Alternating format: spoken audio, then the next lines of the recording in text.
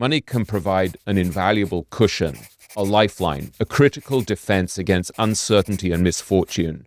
But it's not enough. We also need the mental fortitude and resilience to weather those storms and rebuild in their wake. For most of us, the quality of our lives depends less on our finances than on inner attributes such as equanimity, acceptance, hope, trust, appreciation, and determined optimism.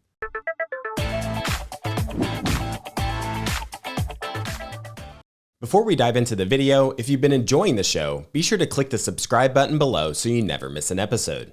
It's a free and easy way to support us, and we'd really appreciate it. Thank you so much. Welcome to the Investors Podcast. I'm your host, Stig Brodersen, and today, as always, for these richer, wiser, happier conversations, I'm joined by my co-host and good friend, William Green.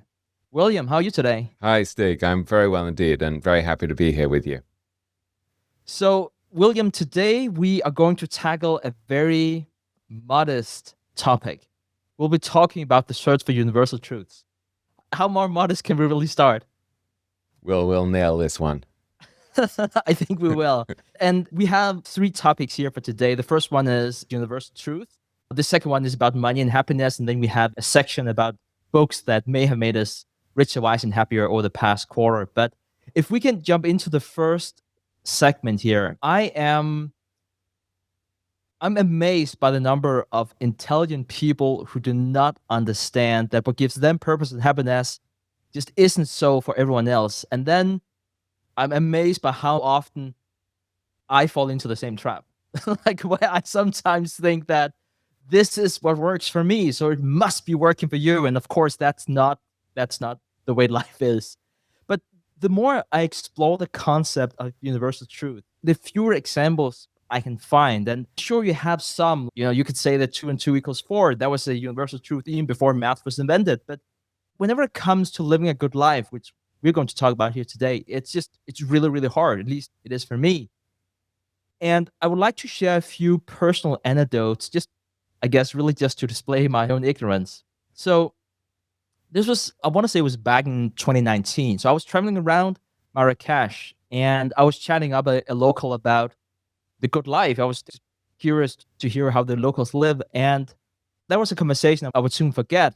So the local said to me that to him, he felt like if you were in your 40s or in your 50s and you didn't live with your parents, if you were in a lucky situation to have your parents, you were a spiritual poor person. Because to him, it was such a gift to be living as many generations together in the same house as you possibly could. 3, if you could, 4 is even better. And I don't really want this to come across as me not liking my parents. I sure do, but I don't want to live with them. And I guess one of the reasons why I'm such good terms with my parents is because we don't live together anymore. After I moved out and started college, we haven't lived in the same household. And that was just one example. And perhaps it's still to some, perhaps some would say it's about one culture versus another. Okay, let me give you another example. So I often get asked about career advice, and which is kind of terrible because I almost always go the same route, which goes something along the lines of quit your job and start your own company. And it's such a ridiculous piece of advice because I think it basically comes from my own biases, where the thought of having a boss just drives me absolutely nuts. And for me, that's just been such a strong driver for so many good things happening in my life. But then at the same time, I would have friends and family who are just very happy about having a job on the boss. And to them, it feels like if you run your own business, it's like a weird masochistic behavior because then you're never truly off work. And so keeping that in mind, I kind of feel like there must be some universal truth whenever it comes to living the good life. So who would then I look to in this regard? And of course, I have to say, Mike Tyson. Who else can we relate to here? So Iron Mike famously said that the best 3 years of his life was whenever he was in prison. So, okay, if you can't even count on something as prison being terrible, what kind of universal truth can you really rely on in terms of living a good life? And so I want to throw it over to you, William, and ask you, if we define a universal truth as something that holds truth at all times and agreed by everyone, like what kind of universal truth would capture living a richer, happier, and wiser life? And how can we make sure that this is just not a reflection of the time we live in our own experiences? There's so much there. I think one of the most important things is just to stop questioning the idea that anything is really universal. Because I think we often make this lazy assumption that certain things are necessarily true. And maybe one advantage for me is, even though I grew up in London, I then moved to New York, and then I moved to Hong Kong, and then I moved back to New York. And so my kids, for example, grew up all over the world as a result. And then I would report all over the world as a journalist. And so you get this very vivid, visceral sense that your prejudices and biases and ways of viewing the world are not necessarily the correct ones. And I remember once when my kids went to the Canadian International School, even though we're not Canadian, in Hong Kong, they would be pretty much the only white kids in a class of Hong Kong Chinese kids, and they would be referred to as guailos, which I think meant white ghosts. And one of the things I really loved was that they would share their snacks with their Hong Kong Chinese friends. And so they would eat all of these foods that to me and my wife, seemed wonderfully exotic. So we would send them with sandwiches or whatever, or cookies or whatever unhealthy Western stuff we would send them with, and their friends would have congee or whatever.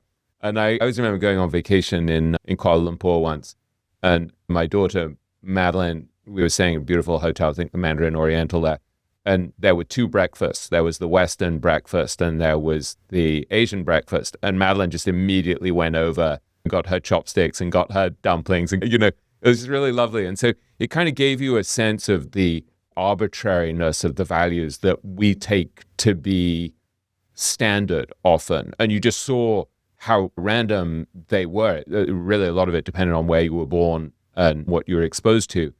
I was reading something yesterday that I really love. One of my favorite books it had big influence on me when I was writing my proposal for Richer, Wiser, Happier for the book. And I was rereading it yesterday. It's this book about Montaigne that I have here. It's called, let me see the exact title. It's a wonderful title, actually. It's called How to Live, or A Life of Montaigne in One Question and 20 Attempts at an Answer. And it's by a woman called Sarah Bakewell. It's written in about 2010.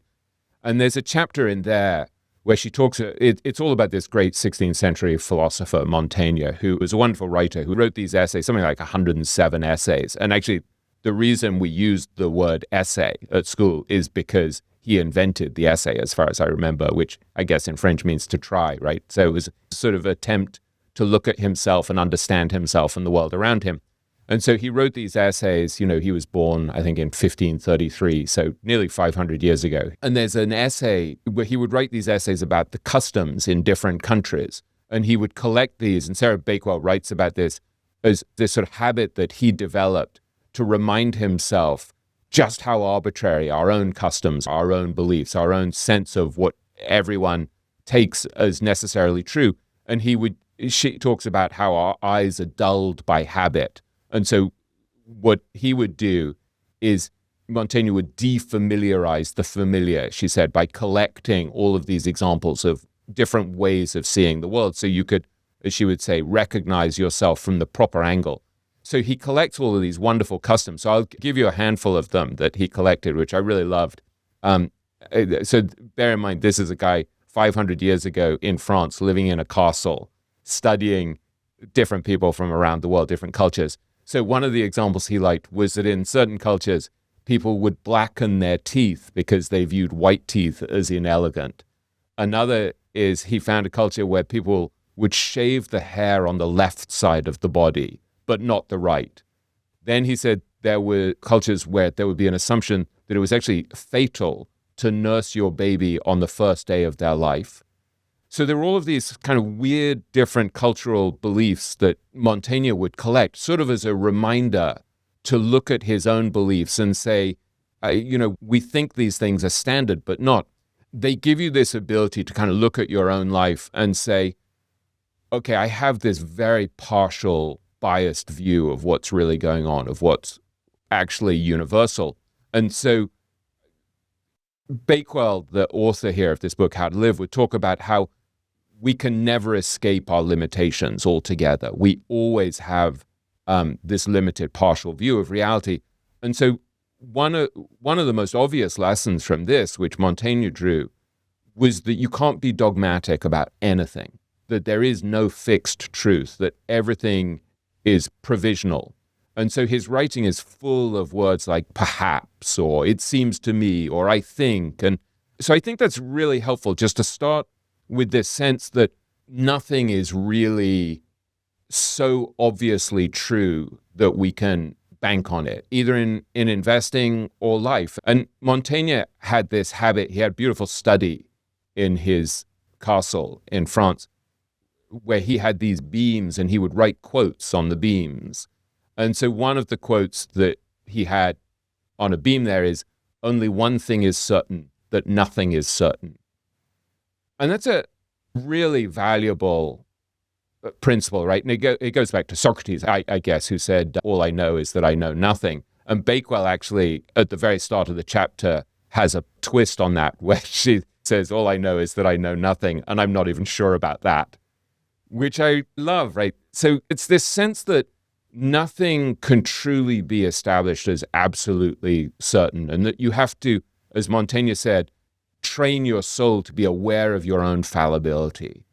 And he would have these lovely examples of this. He would get into other people's perspectives. He would see from other people's points of view. And there's this famous anecdote of his where he said, when I'm playing with my cat, here I am thinking that she's my pastime, but in fact, I may actually be my cat's pastime. Like, who knows? Maybe I'm the plaything and she's the boss. I don't know.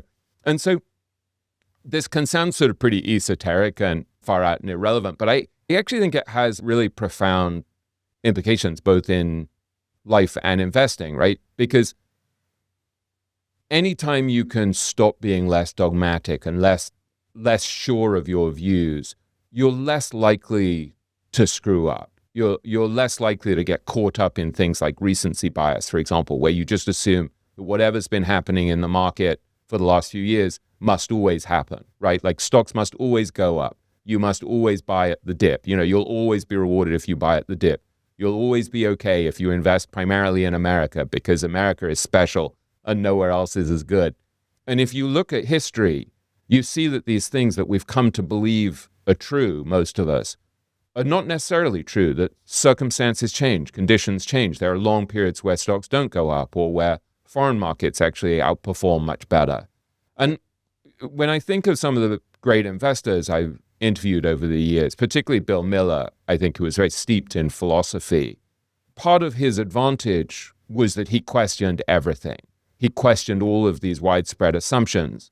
And so, I mean, think of even something like Bitcoin, right? Where when I interviewed him, I think on the podcast about 3 years ago, I was asking him about Buffett and Munger, who he has great reverence for, saying that Bitcoin was rat poison squared. And there was this great thing, I think it was at the 2021 annual meeting in Omaha, where Buffett basically said, look, if you offered me all of the Bitcoin in the world for $25, I wouldn't take it, because what would I do with it? He's like, it's not going to do anything. It doesn't produce anything. And he compared it to apartments or farmland that produce food or rent.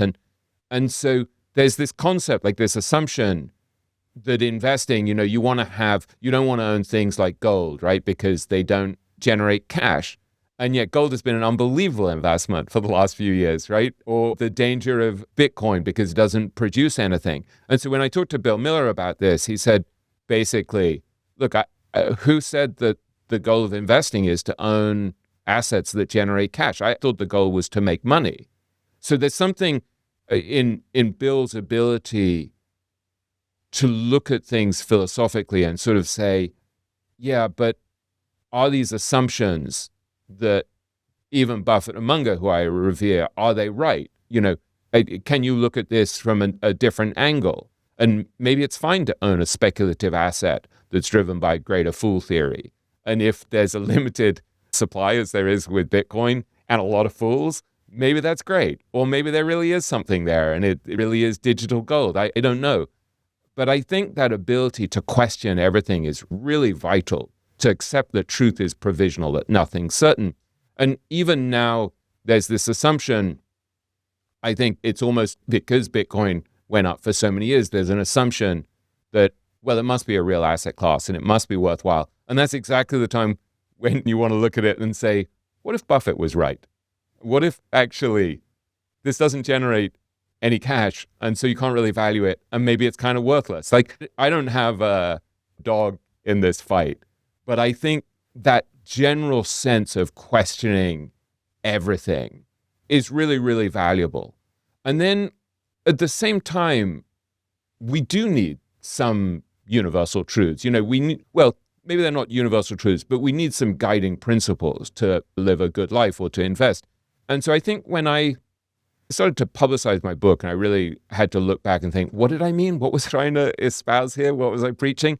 One idea that or realization that I came to was that I was looking for insights or principles that are approximately true on average over time. And I think that's a pretty good way to think about it. It's not always the case that if you buy assets for much less than they're worth, you're going to be rewarded for it. There are times when momentum investors who don't really care about the valuation but are just piling on are going to look much smarter than the people who buy things cheap. But I think on average over time, if you continue to overpay for assets, you're eventually likely to get punished. And if you underpay and you find cheap stuff and you know how to value it, you're likely to do well. And I see that again and again with the great investors, right? I mean, Howard Marks said to me, the biggest risk is overpaying for an asset. And so the real question is, how much optimism is priced in? How cheap is it? Joe Greenblatt said to me that the whole essence of investing is basically to value an asset and then buy it for much less. Charlie Munger said to me that the art of successful investing is it always involves buying more prospects than you're paying for, getting more than you're paying for. And he said you can do it in lots of different ways. He said you could do it like Bill Miller and buy things like Amazon when people didn't appreciate it. Or you could do it like Howard Marks and go into areas like distressed debt that no one was looking at. But even, these trends really change. There's a book I really like that I wrote about a little bit in Richer, Wiser, Happier, which is by Barton Biggs, who is a hedge fund manager, but also a very good writer. And he wrote a book, I think it was called Wealth, Wisdom, and War, or something like that. And he would look at how attitudes were different in different eras. So there was a period, for example, I guess this was around World War II, when stocks were basically deemed an inappropriate asset for pension funds and the like. It just, they were just, or insurance companies, I can't remember which, but it was like basically a whole asset class was deemed to be inappropriate. And likewise, one of the things that launched Howard Marks's career was that this whole asset class, like distressed debt, was deemed to be inappropriate. And so he could go in and look at companies in bankruptcy and junk bonds and stuff, and he could see, well, actually, this is so cheap that the prospects are pretty good. And actually, paradoxically, it's less risky than all this stuff that's priced for perfection, like in those days, the Nifty 50. And so I think in some ways, the lesson from Bill Miller and the lesson from Montaigne and Sarah Bakewell is just to examine things from all angles and just to accept the fact that these things that we hold to be true, obviously and self-evidently true, are not necessarily true. Or maybe under certain conditions they're true. And so think, for example, even of the widespread assumption like that we play into as well, right? We try to interview people on our podcasts who've beaten the market over the long term. And I think that's right because we want to focus on people who are really good at this game and can prove that they won the game over long periods. But the assumption that the be-all and end-all is to beat the market is also a really dubious assumption. I mean, I was on a call the other day listening into a kind of partners meeting, a shareholders meeting for a fund that I invest in. And the manager was talking about how goal number one is just to preserve capital. And a lot of the money in his fund is his family's money, and he doesn't want to lose it. And he doesn't want to lose his friends and relatives' money and his shareholders' money. And he said, goal number 2 is to continue compounding over the long term. And he said, goal number 3 is to beat the market. But that's not the priority. And he said, I'm never going to jeopardize the first and second priorities by taking such risks that I'll beat the market in the short term, but I'll end up getting hurt in the long term, because his real goal is to build wealth in a resilient way over many, many, many years.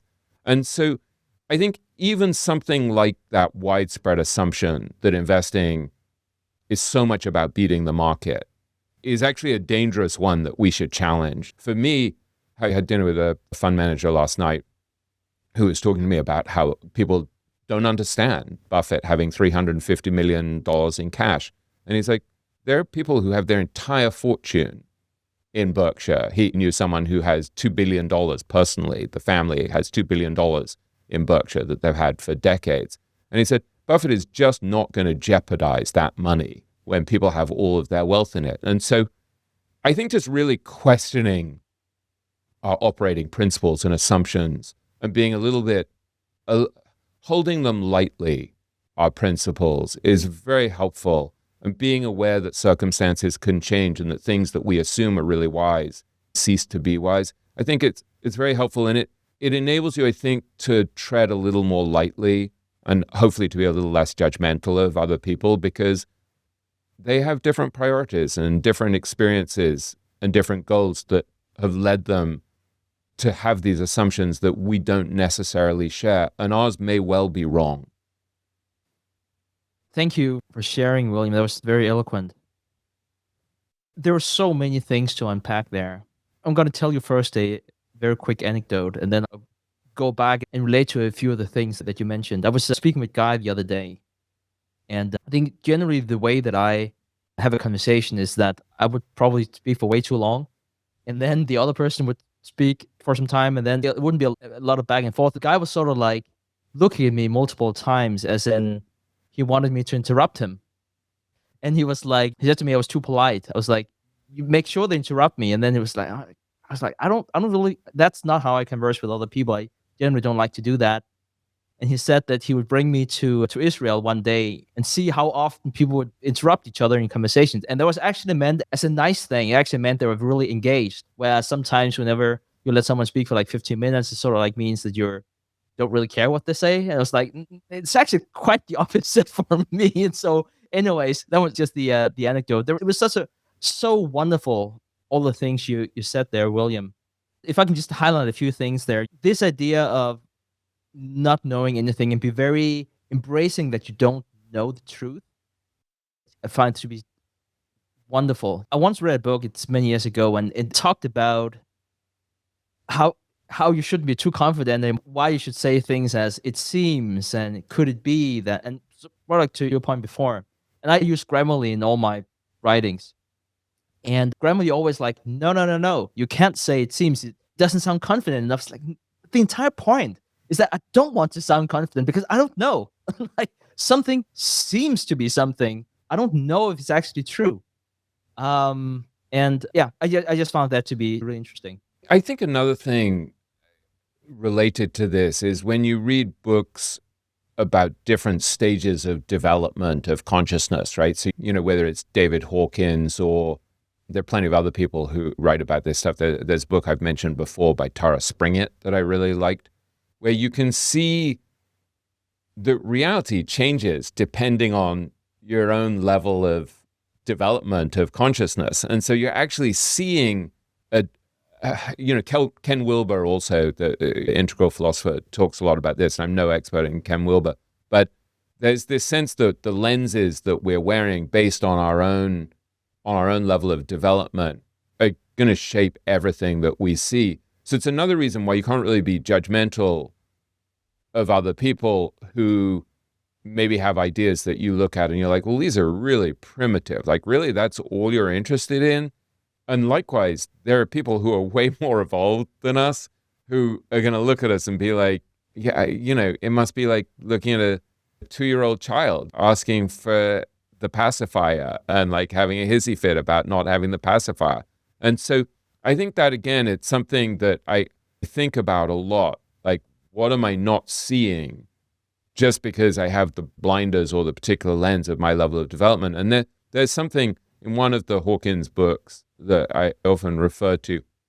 He talks about how the view of God changes depending on your level of development. And so, I might go from being like this punishing God who's seeking retribution or whatever, or some external God, to being something that's kind of immanent, as in IMMANENT. So it's sort of in you as well. I mean, I remember once talking to a teacher at my daughter's school in London, and he was a kind of amazing man. He was a Latin teacher who said to me, he had a girlfriend when he was about 18, and she said to him, "Where do you think God is?"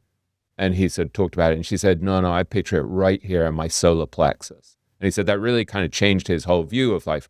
And, there are people who are like super evolved, super enlightened, and they're just like, well, everything is just the light of the creator. You just look like there's nothing that isn't God. And so then it's like, and it's not even a word that's helpful, because it's really just, you're looking at the play of light or whatever.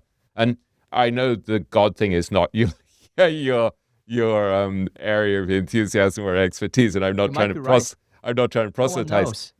Right. Well, I just think it's an interesting idea that your view of something as fundamental as that changes depending on the lens that you have based on, so it's not that one person is right and one is wrong. It's like they actually might be totally right at their level of development. Like, to see the world as a kind of alien, hostile, dangerous place is right, probably at a certain level of development. And then to see it, you remember Einstein talking about how you can live as if nothing is a miracle or as if everything is a miracle. And so I think you can actually look at everything with this incredible sense of wonder.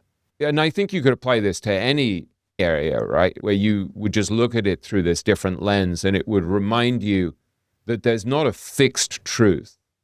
And that's very helpful, because it makes you a little bit warier of overconfidence, which is one of the great perils in investing. I don't know if we've discussed this before. I love this podcast that Michael Lewis did a few years ago, where he talked about a study that had been done at Columbia University on overconfidence and male overconfidence.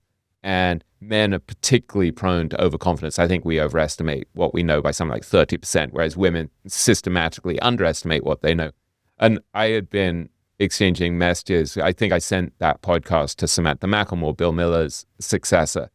And we'd been laughing about this wonderful story that Michael Lewis told on his podcast, where there was a woman who was talking to someone else about being a direct descendant of Marie Curie, the scientist who won 2 Nobel Prizes, I think, for physics and chemistry.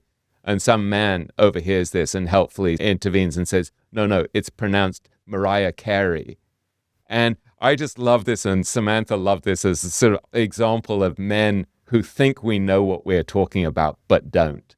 And it's just really dangerous. And so I think anything that undermines our sense that we know is kind of helpful. And then at the same time, we don't want to be paralyzed by a sense that we don't know anything, because then how would you ever invest?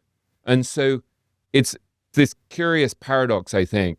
I think of this a lot with someone like Howard Marks, that he had to have the conviction, say in 2008, 2009, when he was investing incredibly aggressively, $500 or $600 million a week for 15 weeks as the market was crashing. You have to have the conviction to go against the crowd. And yet at the same time, you need the humility to say, yeah, and I may be wrong. And even in that situation, he thought that he had great confidence, but he didn't have a sense of certainty. He said, look, there is a chance that the market could melt down, but he said, it's pretty much binary. And if we look back and we had what seems to be one of the great buying opportunities of our lifetime, and we failed to buy because we were too chicken, then we've let down our shareholders. And so even then, while making one of the great contrarian investments that I think made Oaktree about $9 billion in profit, even then, he wasn't sure that he was right. So I think it's It's the ability to hold in balance these contradictory, conflicting things, to have conviction and yet be humble and question whether you're right. I absolutely love that, William. There's so much to unpack there. I listened to your episode the other day with Hackstrom, which was a wonderful episode in itself. And I want to tie in a few things into what you said. All of it is going to, for the benefit of praising you. At least that's my intention. So that's a very important goal. Very, very important goal. We all need purpose in life. I'll just sit back and drink a cappuccino in that case. Right. So one of the things I wanted to talk about was this idea of whether an investment should generate cash flows, which I thought for the longest time, because Buffett is supposed to be right about everything, right?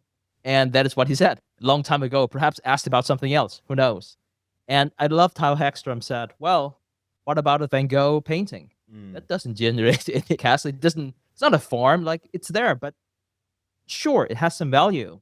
And you mentioned, like, Munger said he wouldn't have all the Bitcoin in the world for $25. I'd probably take that better. Take all the gold in the world for $25. I'm okay with that. It's interesting. I read a lot of shareholder letters, and out of nowhere, someone would say, and by the way, Bitcoin is absolutely terrible. It's almost like, Marcus Cato was like, Carthage should be destroyed. He would just say that at the end of all sentences. And I'm like, it's kind of weird, because I read those letters because of what they say about equities. And then out of nowhere, it's like, and by the way, if you invest in Bitcoin, you're just a terrible person and it's a big scam. And who knows? Perhaps they're right. My question is not whether or not they're right. It's just, where does that come from? I would probably be upset if I'd spent 40 years building my track record in equities, and then someone came along and bought this weird thing called Bitcoin and made the same return as me. Let's make this applicable for TIP. I would probably be upset if someone came along and, by the help of ChatGPT, got as many downloads as we got on this podcast and spent more than a decade doing. I'd probably come up with all kinds of, this is not human connection, this is not real podcast because it's made with AI, whatever. I had a point. I should go back to this idea here with Hackstrom. I think it all ties together. I hope I can tie all the loose ends together at the end. In that discussion they had there with Hackstrom, you talked about God, and it wasn't so much a question of whether it was true or not. It was a question of what makes you happy. And I might be misquoting you here. Yeah, that was how I heard it. We were talking about pragmatic philosophers. The pragmatic philosophers like William James would talk about ideas as like forks and knives, like tools. And so the idea is, if, does it work for you? William James would talk about the cash value of an idea. So my point was, if believing in God makes me happier, then that's great.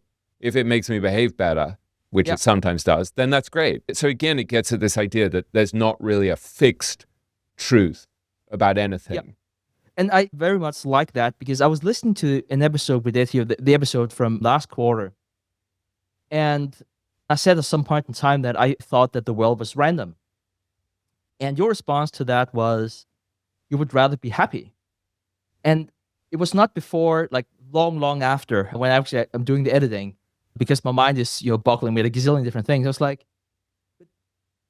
I think the reason why I think the world is random is not because I know it's random. Like, I can speculate. I don't know if it's true. I think I have this idea that the world is random because it makes me happy. The way I'm wired, it feels very empowering that the world is random, because that gives me control. Whereas I can see some people would find it completely counterintuitive and say, if someone has a plan for me, it's much, much better and it's probably a good plan. So I probably have this narrative that whether or not it's true, it's because that is what makes me happy. And perhaps you would have a different perspective. The listener would have a third perspective, because that is what makes them happy. And so I was listening to this wonderful episode you did with Hackstrom, and about, it's not a question of what is right and what is wrong, but more what it does for you. But then at the same time, you're also talking in that episode about, in investing, it's about having facts.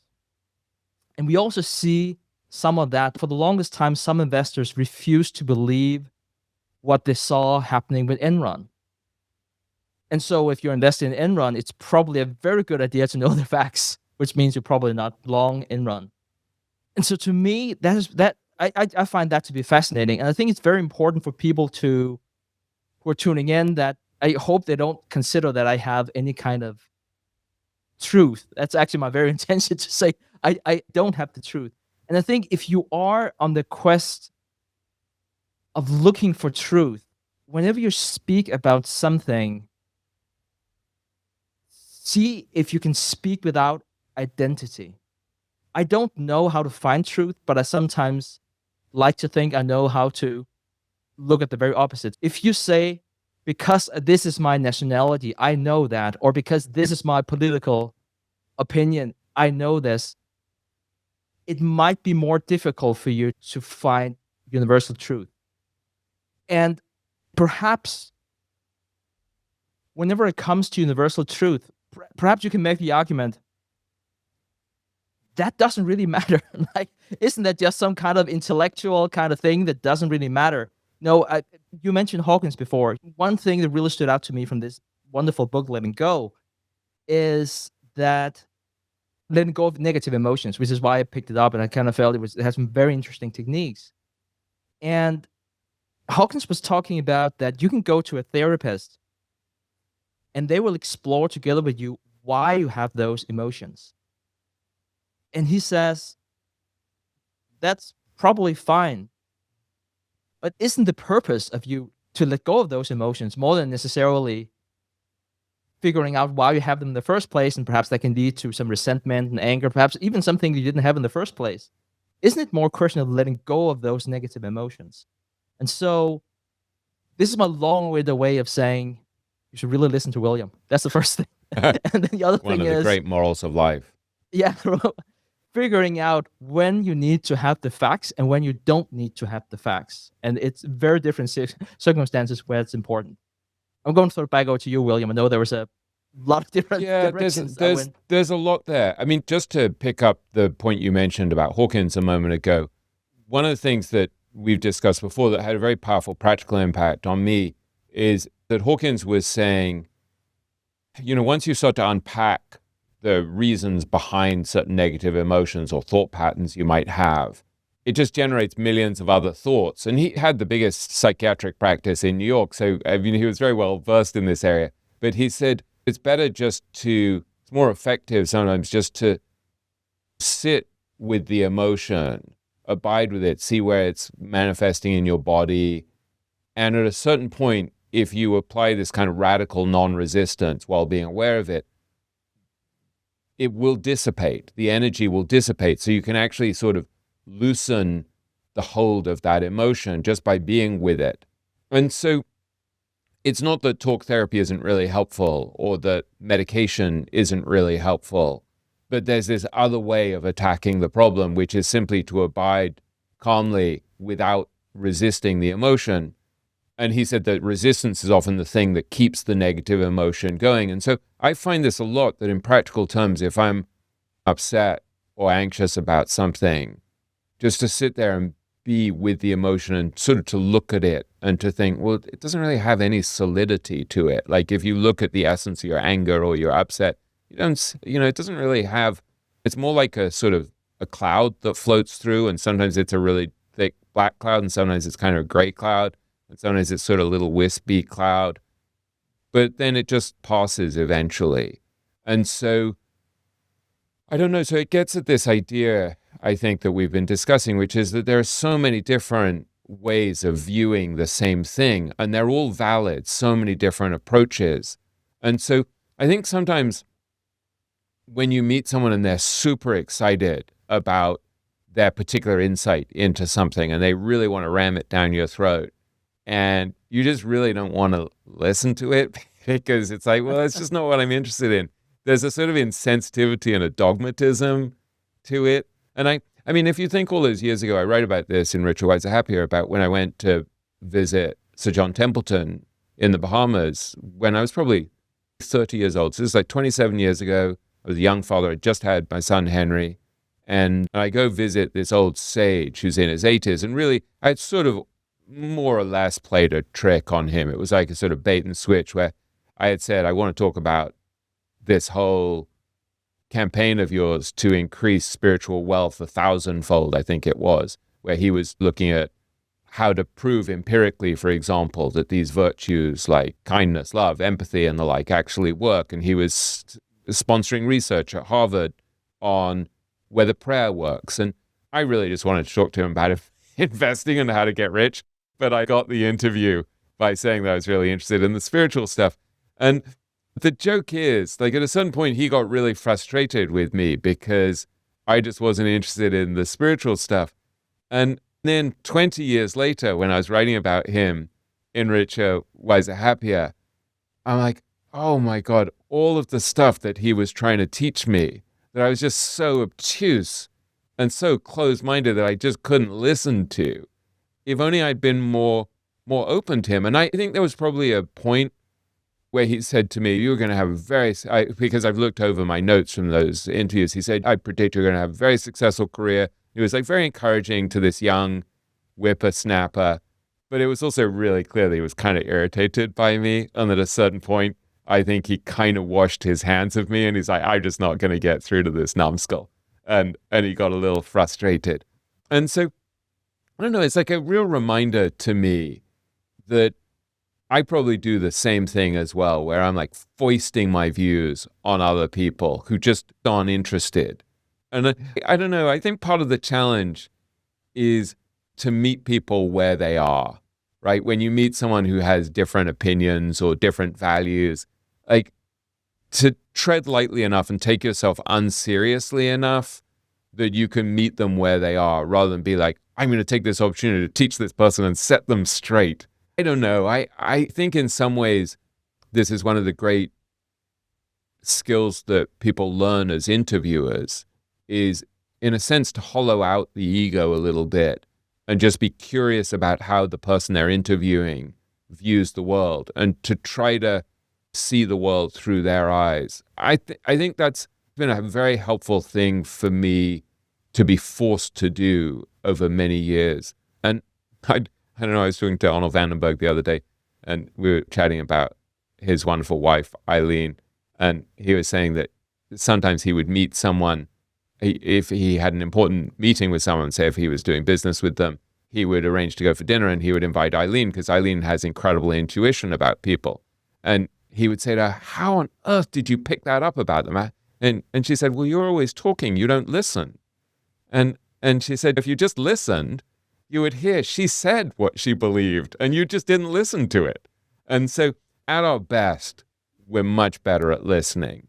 But I tend to talk too much, so I'm sorry. So with that, I should close my mouth. I love listening to you, William. And I should also just say, before we started the conversation, we always talk a bit back and forth, this time about Italian food. Yeah. But we also sometimes talk about other things. And we talked about how to be in the right mindset. And for me, it's very much listening to you. I don't know, you make me go strong. And so I want to say thank you. And I'm going to make a very harsh transition into something else here, which is absolutely terrible after I praised you. I'm going to talk about colonialism. And I was like, I'm sort of typing up a note here. It's like, I can't go from how wise William is and then talk about colonialism. Like, it has completely the wrong connotation here. It goes to the point that you were saying before, William, about imposing your views on other people. I don't necessarily talk about you as more like a universal you, which I certainly do from time to time, which I shouldn't. And if you look back in history books, even something as terrible as colonialism, the conqueror typically believed that they were just more civilized and they were just more enlightened and they were spreading whatever kind of thing that they were now spreading, and they were actually doing for the greater good with those costs that came with that. And you don't perhaps see that to the same extent today as you have in the past, but the principle is probably still there, where most of us, perhaps all of us, like to think that we are more evolved than others. And we, in a clumsy attempt to help another person, we tell them how right we are and how wrong they are and how they live their lives. It's probably a very natural thing. And one thing that I also mentioned to William here, this is going to I'm going to relabel this episode just being called Praising William. That's going to be the title here. One of the things I said to William, three listeners. Right.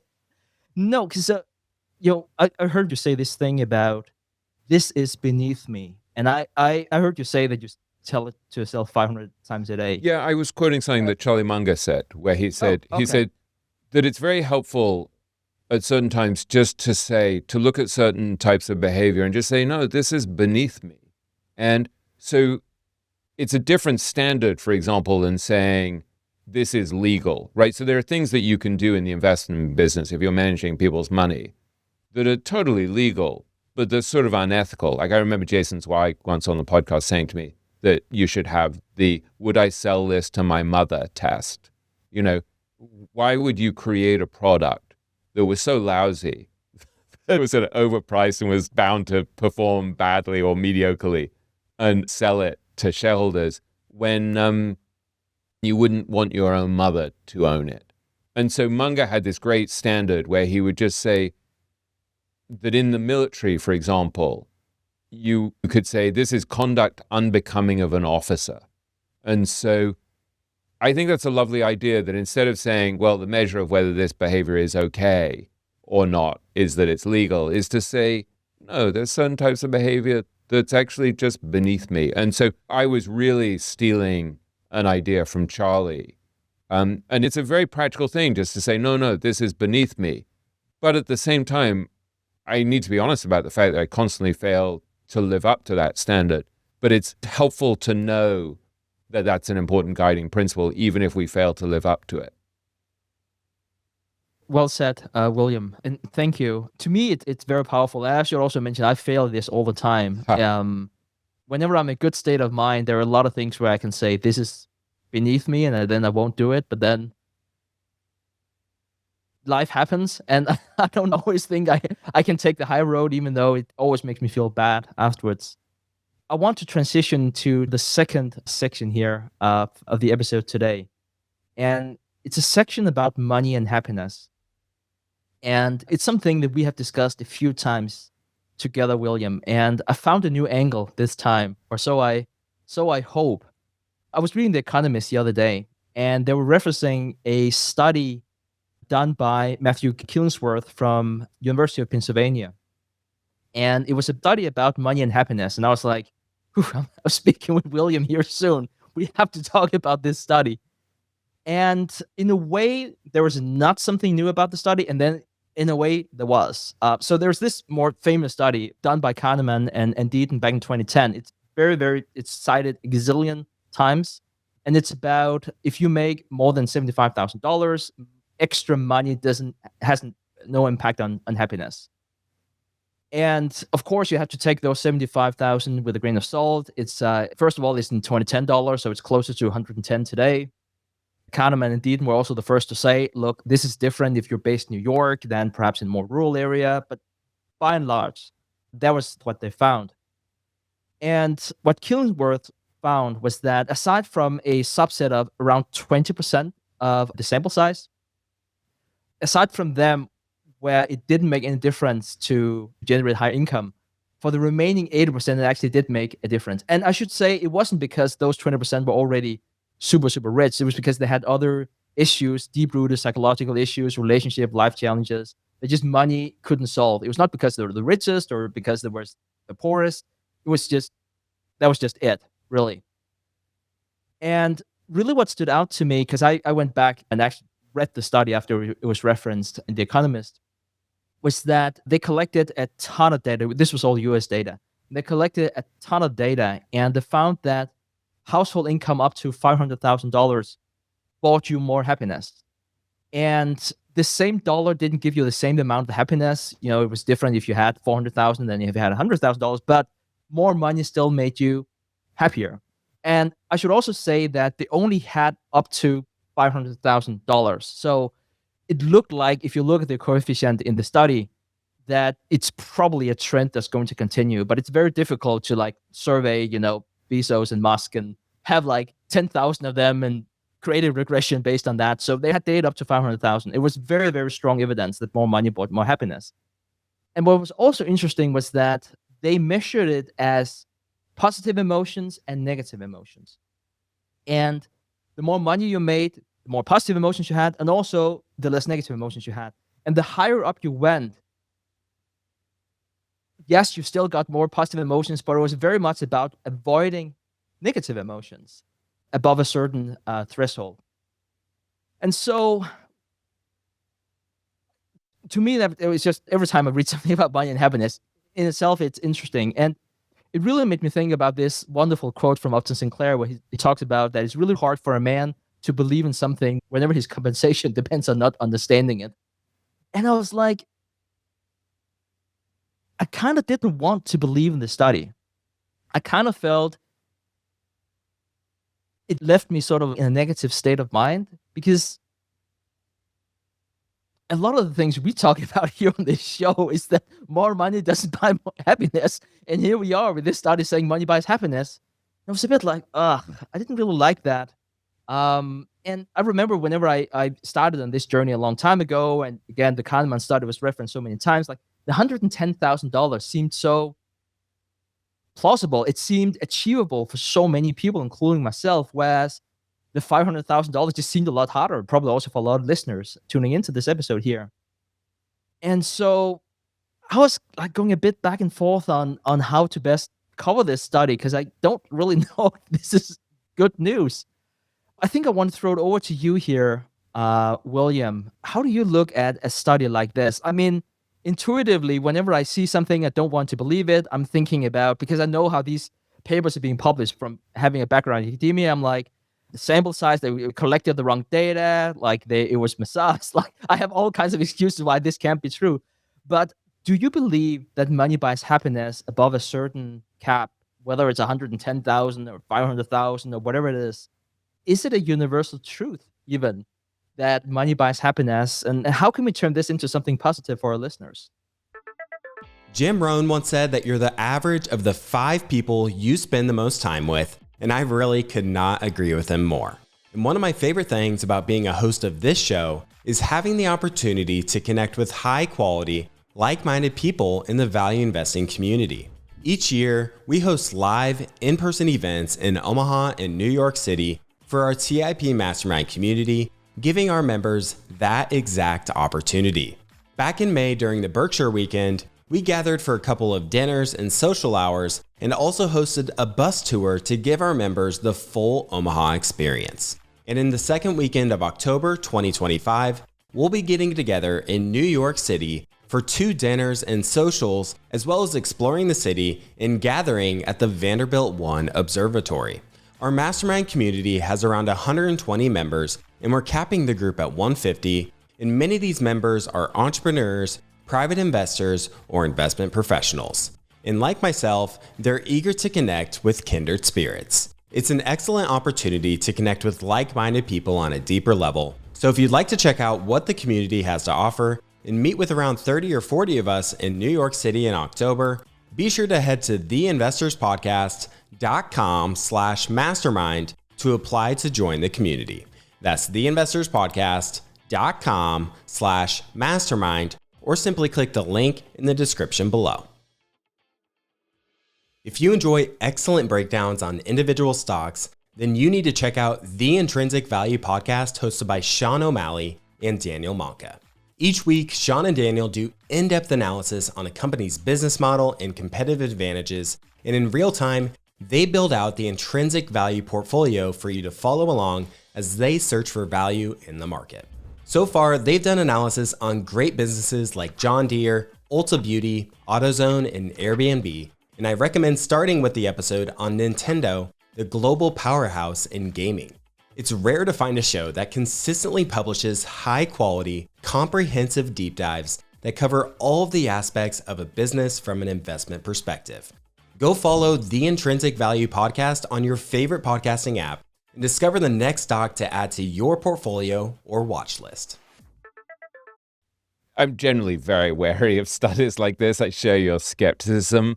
I think they always have an element of truth in them. There's sort of truthiness about them. But when I was writing the epilogue of my book, which is really about this subject of what money can and can't do for you, I really wanted to base it on my own observations of this very extraordinary subset of people that I've spent much of the last 20, 30 years interviewing, these very, very rich people who hit the jackpot and so fulfilled the fantasy of so many other people. Because I've had a lot of access to them and I became friends with many of them and I spent a lot of time asking them impertinent questions and I observed their lives, I could really see what the money did do for them, what it didn't do for them, what was more important. And so my approach is not data-driven. It's much more anecdotal, but it's rooted in a weird degree of access to people who've made enormous amounts of money. And I tried to give a kind of nuanced view where I didn't just come in and say, no, money doesn't matter. There are all these other things that matter. Part of what I was trying to say is money does matter, but only up to a point. But you could see, for example, from my interviews with someone like Howard Marks, he said, yeah, look, being rich, and Howard is a multi-billionaire, so he's way beyond the sort of levels that we're talking about here in this study. But he said, wealth has made me less afraid. He said there's a degree of freedom and security that's come from having money. And at a lesser level, but also a very successful person, someone like Irving Kahn, who I interviewed when he was 108, probably the last interview that he did before he passed away at the age of 109. He had built this very successful investment career, really starting in 1929, I think it was, during the crash of 29, the Great Depression. He had started, and he'd been the teaching assistant to Ben Graham at Columbia. And I interviewed his son and grandson, his son Thomas, both of whom worked with him. And Thomas, his son, said that when his father died, they kind of had to go through his portfolio and his investments. And he said he basically had, if I remember rightly, something like a 50% cash reserve. And he said it wasn't optimal, but he said he was never really trying to maximize his returns. He wanted to spend his life solving problems by managing money and studying and learning. And he wasn't really interested in spending much. He lived massively within his means. The only thing he would spend money on was books, basically. And he much preferred eating hamburgers to going to a really fancy restaurant. And Thomas said to me that there was a great gift to that. He said, if the market goes down, so what? You can still eat hamburger. And he said, it's a really nice thing to be able to say, sure, I'm unhappy, but I'm not on the ledge like these other people. And so that to me was really important, was the sense that money gives you peace of mind to some degree, that having a cash reserve, living within your means, not being overstretched, not having excessive debt or leverage, not having negative cash flow, does do something for you. I remember Tom Gaynor once saying to me, if you're living within your means, you're already rich. And so I wrote this paragraph in my book that I'm actually going to quote, because not as part of the Let's Praise William thing, but because I think it's nuanced in my trying to sum up what I'd learned about the security that you get from money, why it does matter. And so I wrote, money can provide an invaluable cushion, a lifeline, a critical defense against uncertainty and misfortune. But it's not enough. We also need the mental fortitude and resilience to weather those storms and rebuild in their wake. For most of us, the quality of our lives depends less on our finances than on inner attributes such as equanimity, acceptance, hope, trust, appreciation, and determined optimism. As John Milton wrote in Paradise Lost, which he dictated after he went blind, the mind is its own place, and in itself can make a heaven of hell, a hell of heaven. And I think that gets at a bunch of things, right? Like the money is powerful as this cushion against uncertainty. And I found that in my own life, that as I've made more money and lived within my means, I do think it's quietened a good deal of my anxiety about uncertainty. And even as I say that, I feel a little stab of pain in my lower back, which, sort of my body telling me that I don't much like uncertainty. And so having savings, not living beyond my means, is very, very valuable. But you don't need a fortune to do that. You need positive cash flow. And you need, I mean, it's interesting that you don't have a car, for example, right? Or that you live in a condo. And likewise for me, when I bought my new car, probably 9 months ago, I bought it with cash. And, it's a Hyundai Tucson. It's not super fancy, but it's kind of nice. And it has all the trappings, really good stereo, Bose stereo with like 12 speakers or whatever. And it's got a nice sunroof that, is the whole roof. But I thought I was going to treat it well and stuff. And I haven't got it washed since I bought it. It's absolutely filthy. And I'm kind of playing this game of chicken where I hope someone in my family will get embarrassed enough to take it to get washed at some point, or there'll be a big enough storm that it'll clean it. So I don't really care about how elegant it looks, but I really like the fact that it's got a great stereo. And so some of it, I think, is, for me, it's actually more valuable to have a less expensive car. I don't want to be driving a Ferrari or whatever and be pushing the envelope and have extra stress and have to work for people I don't like because I'm living beyond my means. And so there's a degree of self-awareness I think we have to have when we look at our finances to say, what's actually important to me? And for me, I feel philosophically like we live in a very, very uncertain world and anything can happen. And my family and my wife's family both had to flee from different countries at different points of the last century. And I want to have optionality. I'm not saying that's going to happen again, but I want to have optionality that comes from having a diversified portfolio, not having much debt. I mean, I have ridiculously little debt, no leverage, and the ability to turn away projects that I don't want to do with people I don't want to work for. And so that's immensely valuable to me. So there are a few things we're getting at here that the money does give you, right? So protection from stress to some degree, practical protection against uncertainty, some ability to live in an independent way, to live in a way that's aligned with your own values and priorities and interests. Those things are all really, really valuable as far as I'm concerned. There's also, but as that paragraph that I read to you suggests, you can still be living in hell while having a tremendous amount of money because your mind can make a heaven of hell or a hell of heaven. And so the way that you look at your life, your ability to look at life with a sense of appreciation or trust or hope or determined optimism, or your ability to build equanimity and acceptance is going to have a huge impact on your lived experience. So I think this is one of the things that, having established in that epilogue, okay, yeah, money does matter. Here's what it gives you, certain things. Then I'm trying to move beyond that and say, but it only gives you so much, because if you don't have control of your inner landscape, or if you're not working to tame your inner landscape in some way, you can have as much money as you want, and you're still going to be miserable. And I know people personally who've made enormous amounts of money and that's very profound. Once you see friends of yours who are immensely successful, who, have mansions and beautiful cars and can always fly first class and stuff like that, and yet that's a very powerful indication to me that even though I want to take care of my external conditions, I want to take care of my finances because it gives me an ability to ease up a little, not that I do, but an ability to sort of take time off when I want to, or at least just read as much as I want to, which is a real gift for me. Even though it's valuable in practical terms to have money, if I don't cultivate some kind of inner equanimity, I'm toast.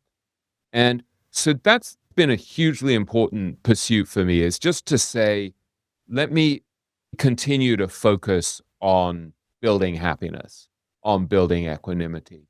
And I see that very, very vividly again and again with the people I interview, that, they're not protected from the pain of having sick kids, God forbid, or a wife who doesn't love them, or who's sick of them, or doesn't understand them, or who's just mad at them because they spend all of their time working and are just too obsessive about their work, and physical problems that they have, So for me, this whole area of study has kind of convinced me, yes, I need to take care of my finances and live a certain way that gives me independence, but I better really focus on this inner landscape. And then one other twist to this that I get from just observing the people who are happiest of the investors that I know.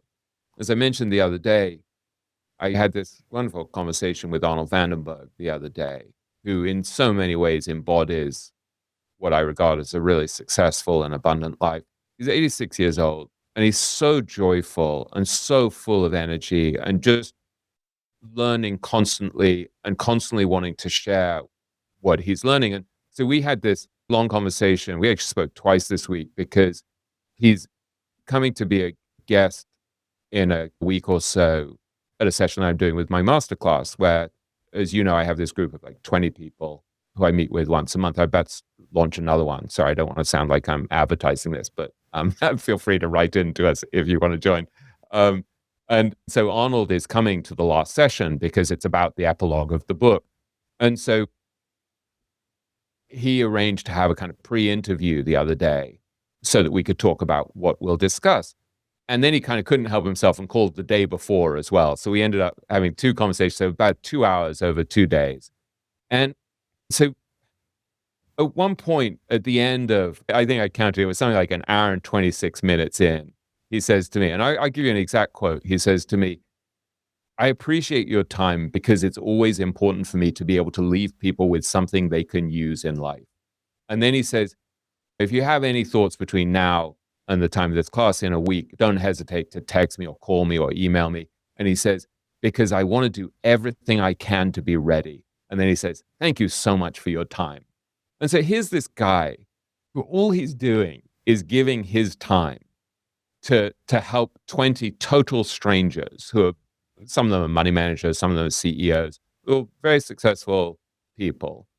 And he's saying, it's always important for me to be able to leave people with something they can use in life.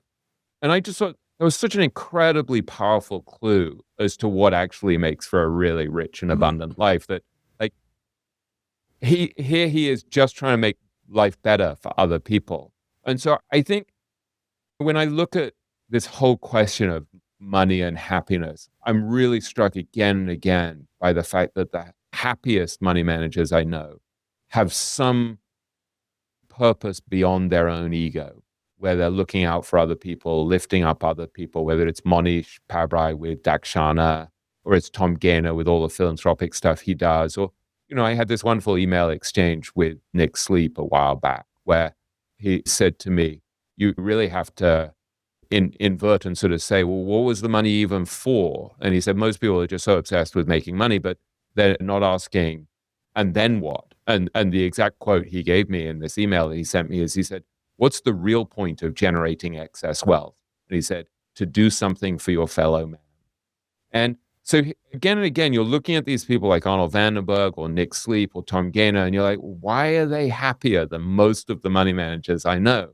And I think it's because they're taking what they've learned and what they've achieved, and they're using it to share something with other people, whether it's their money, their wisdom, their time. I want to pound into myself this lesson from looking at Arnold. It was my birthday a couple of days ago, and I was telling my daughter Madeline about this conversation with Arnold and how he thanked me for the, like he's giving me his time for nothing, and he thanks me for my time. And Madeline, my daughter, said, so the basic lesson is we should all just be more like Arnold. And I'm like, yeah, kind of. And so I don't know. I think as we try to think about how to construct like really happy, really abundant lives, it's like, don't ignore the financial part. The money matters because it's going to give you optionality, freedom, a little bit less worry, a little bit more of an ability to live in a way that's true to you. But don't become obsessed by it. Don't be controlled by it. And understand that a lot of what it gives you is this ability to share more with others. The freedom to decide how to use your time and whether to use it just for yourself or to lift up other people. And then that other lesson just about making sure that you're doing something that's going to give you greater equanimity and resilience and hopefulness and optimism and the like. So never to forget the importance of actually having practices that cultivate and nurture your inner landscape. Thank you for sharing your reflections, William. One thing I would like to underline here in defense of Matthew Killingworth, who I've never heard about before and never met, but I also think it's important to think about whenever we talk about money and happiness. And again, I don't know what a specific threshold is, but like the people that William is referring to here are very, very wealthy people, probably well above that threshold where more money makes you happier. Perhaps there is something to be said about, $200,000 making you happier than $100,000 because it alleviates you from some worries, depending on your financial situation. One of the things that's often being highlighted whenever you hear about the most successful people is that they don't have good relationships, which I don't have any qualms with. I think that's probably very true. And, they say that the world belongs to the discontented, and it's probably sour grapes, but I do believe that some of the most successful people, like, to have that drive, they have to have something that they're not happy about. Again, it just sounds like sour grapes whenever I say that, but it is a very small subset of people that we're talking about here, of course. I was thinking about as recent as last night. I was speaking with a good friend. He's based in British Columbia, and I met this friend on 4 different continents, and we talked about where we're going to meet next. And we talked about meeting halfway, and apparently if one is based in Denmark and the other in British Columbia, it's Halifax. And the reason why we wanted to do that was because I could bring my wife, and she had this fascination with Anne of Green Gables, and we want to visit Prince Edward Island and so on and so forth. And we have this sort of like standing arrangement. If I'm on his continent or he's on my continent, we'll always find a way to meet up. And so you don't need to be a multi-billionaire to do that, but it still requires money. It still requires time to do that. And sometimes, at least in my case, some of the kindred spirits in my life are just not nearby. Some of them just live on different continents, and money does make that a little bit easier, which again doesn't require $1 billion and being obsessed with work. I very often get asked about money and happiness, and I don't necessarily think I'm very qualified to give advice on either.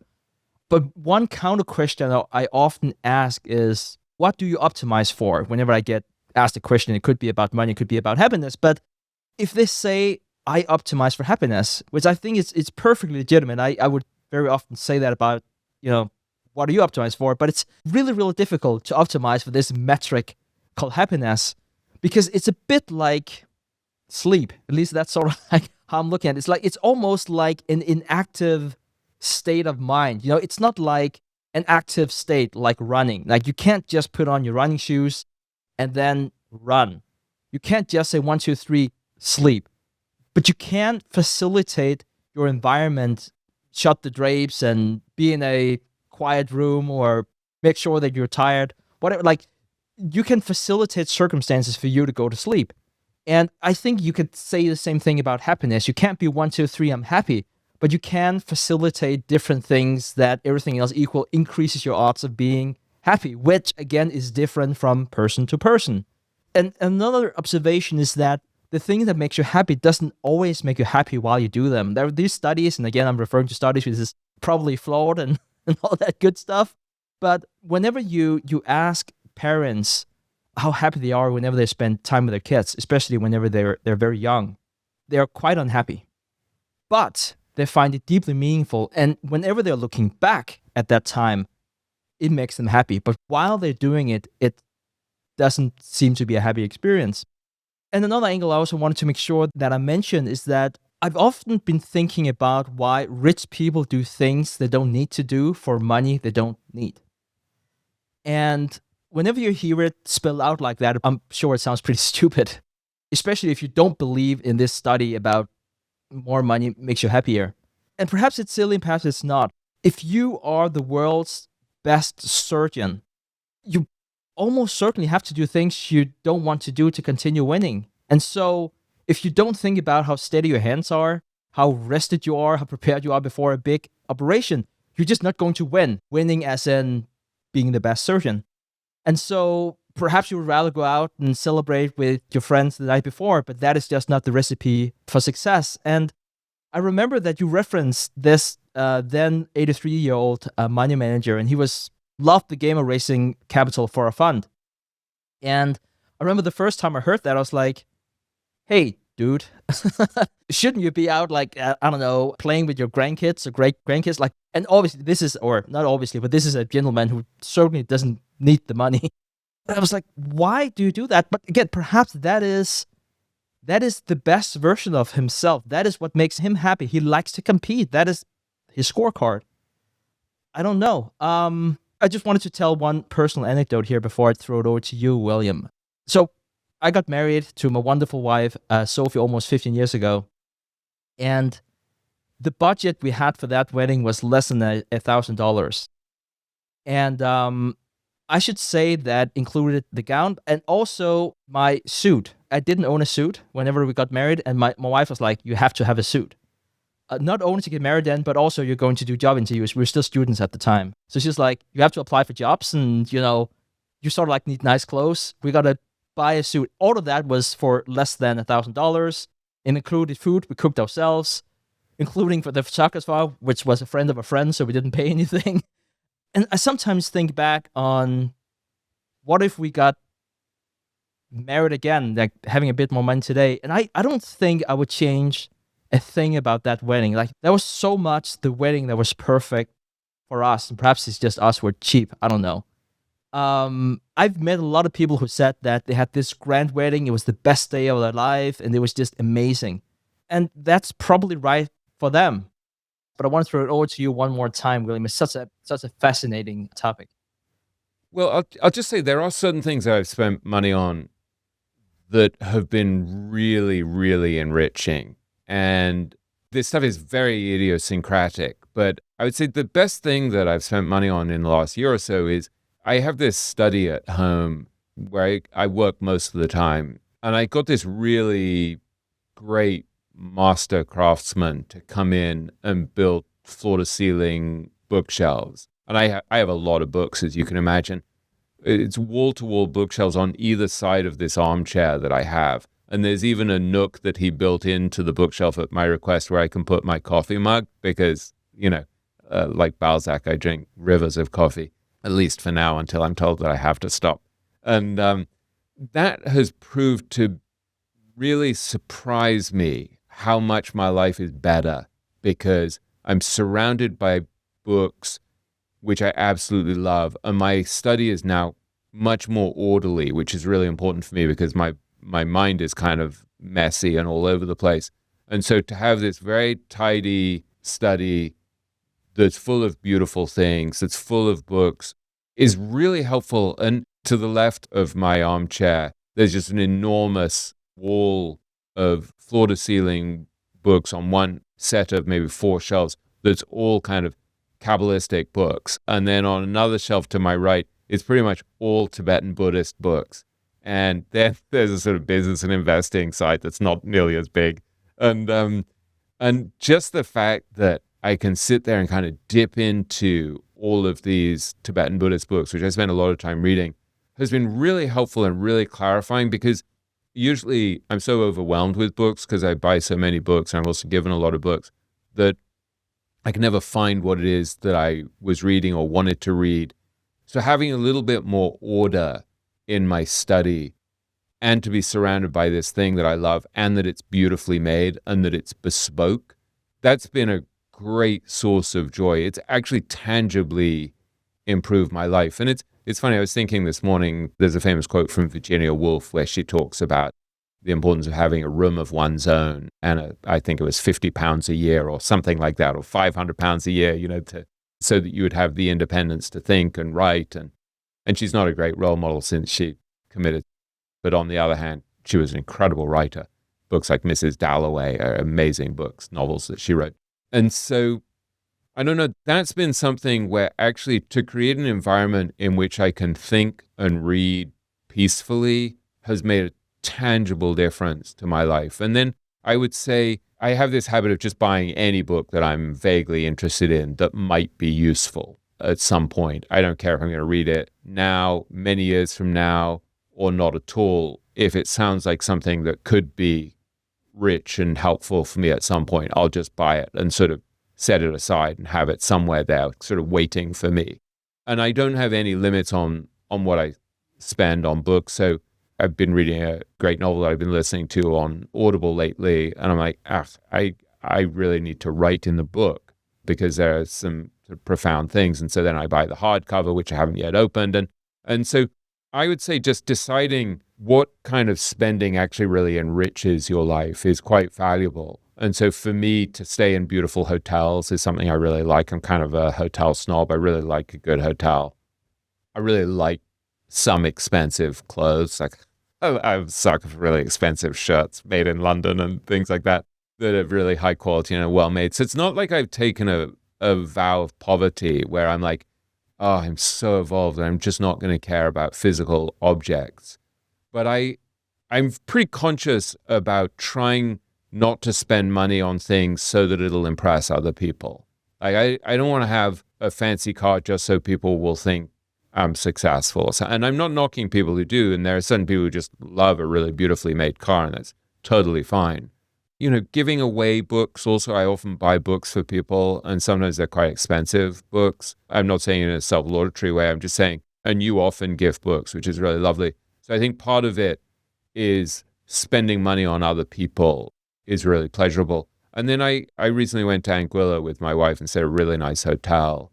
I don't really skimp on the size of the room or stuff like that. Like, it's a good experience, and if it's like a couple of $100 extra a night, I'll spend the extra money. And so those are some of the things where I think as money has become less of an issue, and it's not like I have total financial freedom and like I'm done, I don't have to worry, but as money has become less of an issue since my kids got through college and stuff like that, I like just not having to worry about what I spend on. I mean, for my birthday the other day, we didn't go to a super expensive restaurant. I didn't really want to go to a super expensive restaurant. We went to a nice restaurant.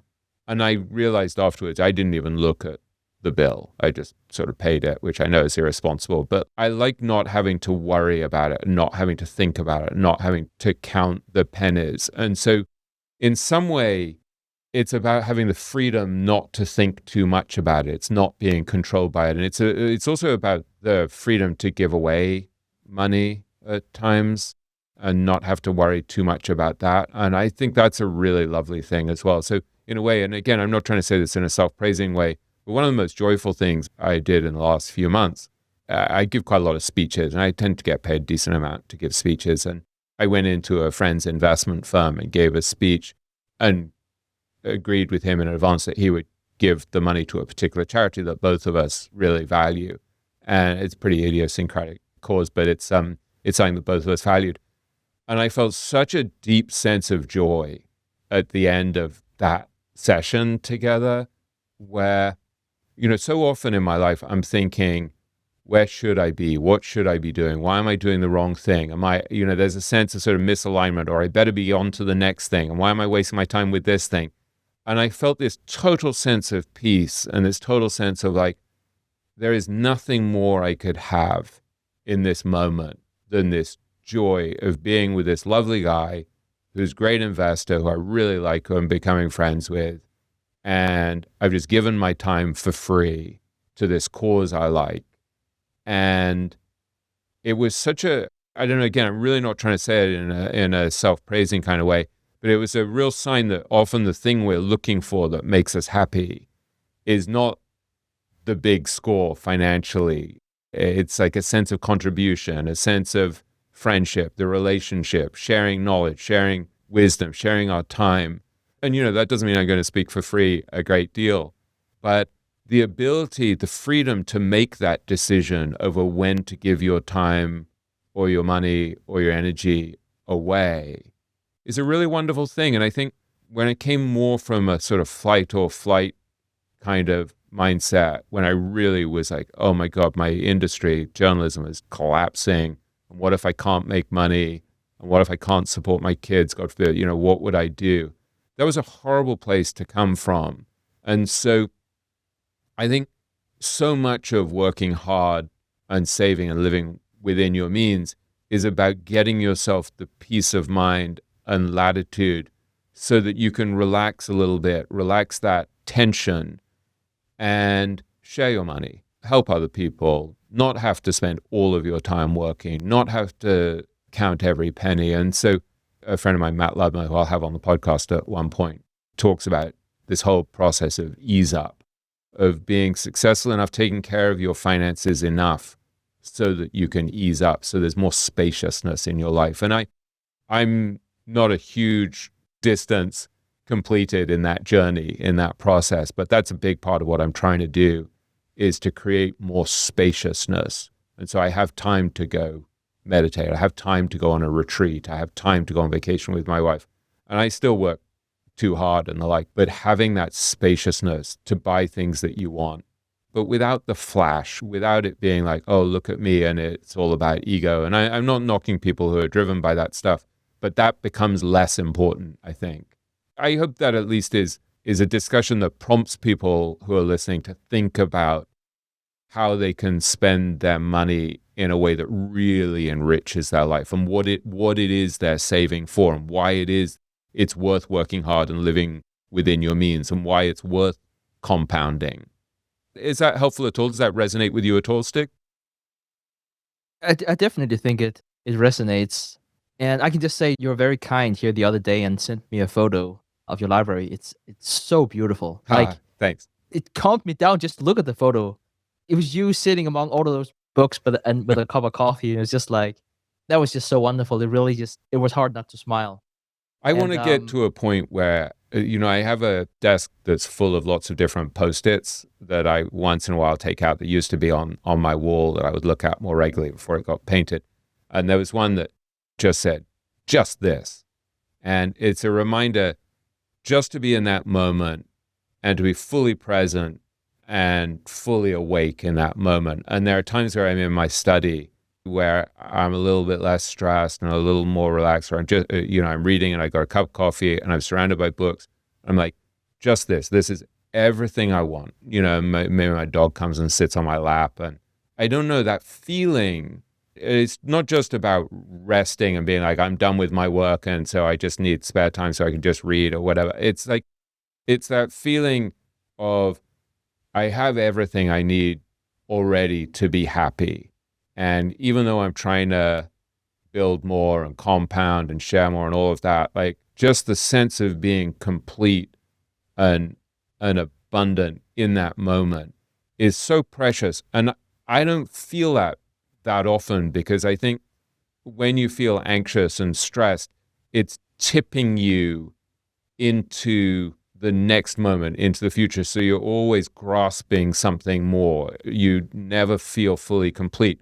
And so it's difficult, because to achieve stuff and get to a point where you have total financial security and independence and freedom, you need to work pretty hard and be pretty intense often, which makes it difficult to be fully present. And so you need both capabilities. You need to be moving, and at the same time, you need to be able to find peace and freedom. And so that's become a much greater part of what I emphasize these days. And having a room of my own that I love, that has a beautiful carpet and a beautiful desk that I inherited from my great aunt Lilla, that is, kind of cracked and rickety, but full of character, and having pictures by an old friend of mine, Carl, who died, but who is a great artist, next to my desk. And I have a picture of Mount Fuji that my son Henry sold to me that he painted, and a picture of a wolf and a boy that my daughter painted that is on my bookshelf. And so to be surrounded by physical objects that you love, and to have that kind of peace and clarity in there, and that sense of order, and to be surrounded by books in a sense, there's so much wisdom in these books. There's something kind of sacred and holy and very grounding about that. And so that's something that spending can give you. But it's not about the external stuff, the flash. It's more that internal sense of, oh, this makes me feel more grounded and more at peace. Wonderful. Thank you for sharing, William. And to the last point I had before we transition to the book section of the episode, I just wanted to say that another wonderful thing that money can buy, but also where there's a cap, is that I'll be seeing you in London here in a few weeks. So it certainly doesn't require millions and millions of dollars to make that trip, but time and money can sometimes be helpful in terms of hanging out with some wonderful people. And so, yeah, thank you for taking the time to cross the pond.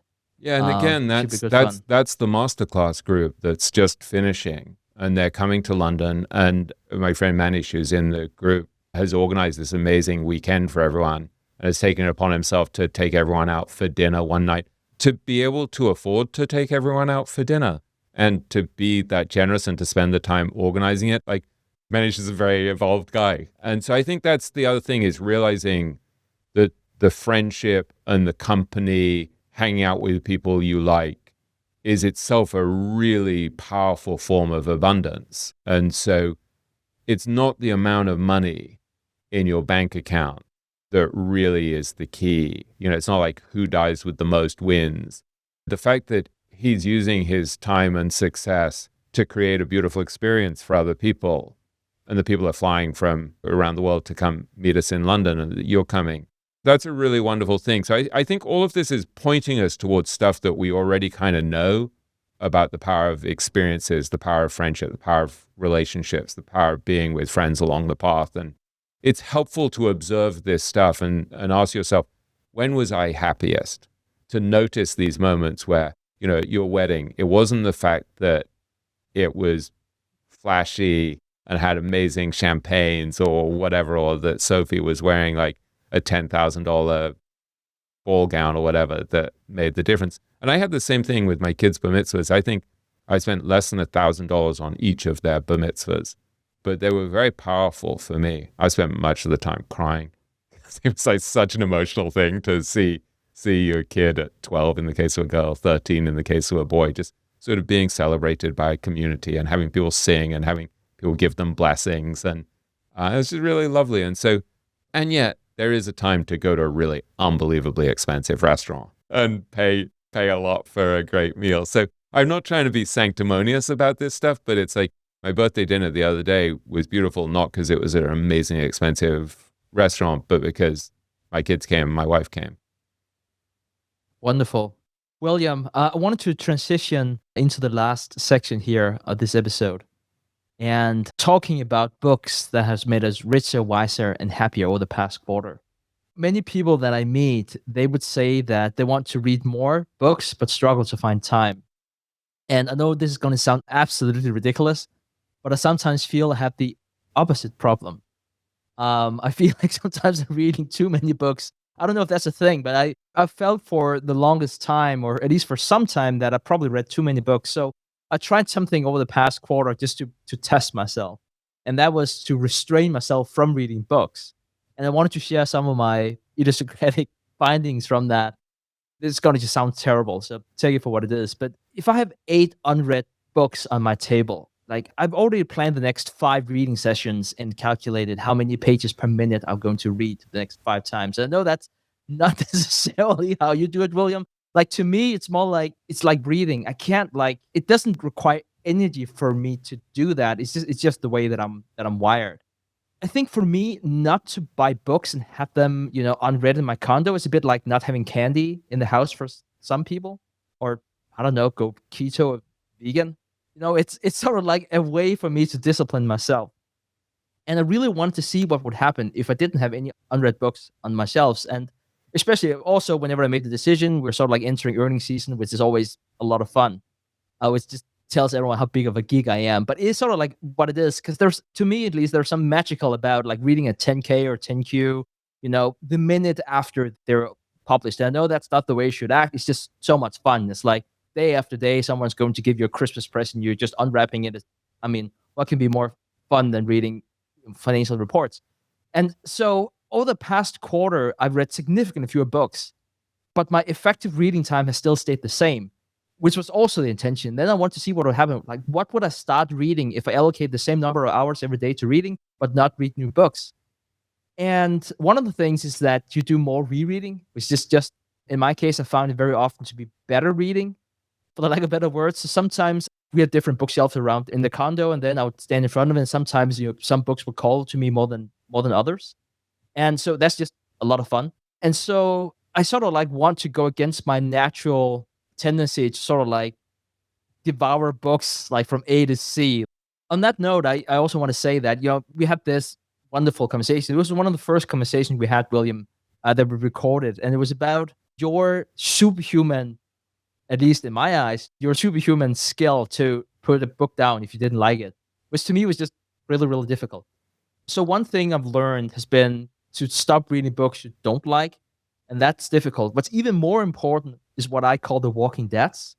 And so this is a term I borrowed from Silicon Valley. So you have these VC funded companies, they're doing exceptionally well. And then, it's very easy to know that that is what you should hold on to. And then there are some terrible companies that go bankrupt. And, it's also easy to relate to that because they're bankrupt. But then you sort of like have the businesses in between, which is referred to as walking deads. So they might be spinning off a little bit of money, but it really takes a lot of your resources. Like you should really be focusing on the great companies. And that's sort of like how I feel about a lot of the books that I read. Like the books are walking deads. Like I can't just put them down and be like, this is just terrible. But at the same time, they're not amazing books. And so one of the things I've been working on for the past quarter has been, how do I let go of the walking deads? And so over the past quarter, for example, started reading Tolstoy's War and Peace. And I know this is like, I'm not supposed to say this, but to me, that was kind of like a Walking Dead. So there's this epic 1,200-page novel from 1867 that everyone praises. And it was quite an accomplishment. I know the rest of the world doesn't care, but for me, it was quite an accomplishment for me to stop reading it. That is so much harder than completing it or not reading after the first page. Like actually start reading it seriously and then stop. That's really tricky. And so I did find time, though, to read a few books because I can't help myself. I wanted to highlight Dalio's book, How Countries Go Broke. And ironically, I want to say of the 4 major books that he has written, is probably the least good book of the 4. It was still so good that I read it 3 times the first month, which actually is not a lot compared to the other books. And even if you're not interested in macro, but just more interested in the personal finance and achieving financial independence, which I know is something that would reason with a lot of the listeners, I think you can still apply the same principles and avoid the same pitfalls. After all, countries are the aggregates of the citizens. If you are thinking, okay, so if that is the least good book out of the 4 major works, what's the best one? The Changing World Order. And I'm shamelessly going to say, William's very first episode here on We Study Billionaires, that was that very book with Dalio. So I'm just shamelessly going to mention that. That was a scary interview. There was a moment where I was trying to remember to put the microphone in the right place and hit the button or something. And Ray Dalio said something like, well, you've done this a lot before. And I didn't have the heart to say, no, this is my first. I mean, I've been interviewing people for 30-something years, but I didn't have the heart to say, no, this is the first podcast episode I've ever done. And I have no idea what I'm doing. And so I always think of Tim Ferriss saying that you should start by interviewing friends. So there's no pressure at all. It's like I started, I think, with Ray Dalio, Tony Robbins, Howard Marks, Joel Greenblatt. It's like, Bill Miller. It was like, it was very, very stressful. Yeah. I don't know if I told you this before, William. I actually watched the first part of that episode. What was pre-recorded before it went live. I could see that, and I completely resonate with that. I'm not a very technical person.